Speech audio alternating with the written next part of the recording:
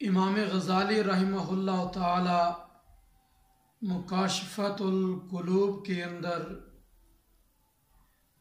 نبی کریم صلی اللہ تعالی علیہ وسلم کا فرمان نقل کرتے ہیں۔ آپ ارشاد فرماتے ہیں لو کان لابن آدم وادیان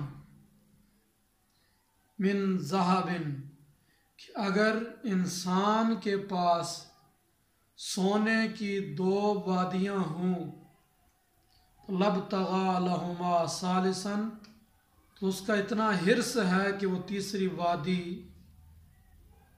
سونے کی تلاش کرے گا۔ ولا يملأ جوف ابن آدم الا التراب، انسان کے پیٹ کو سوائے قبر کے، سوائے مٹی کے کوئی اور چیز بھر نہیں سکتی۔ انسان کو اتنا حرص ہے، اتنا لالچ ہے۔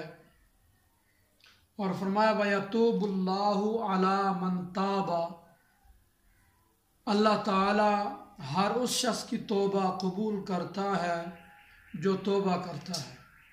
جو بندہ بھی توبہ کرتا ہے اللہ اس کی توبہ قبول کر لیتا ہے۔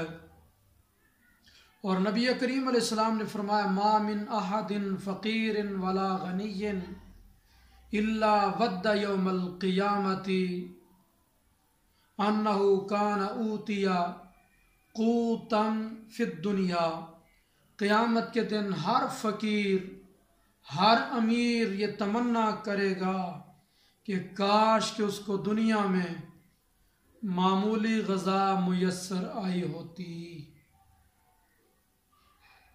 اور حضور نے ارشاد فرمایا دولت مندی مال کی کثرت نہیں ہے، بلکہ حقیقی مالداری دل کی بے پرواہی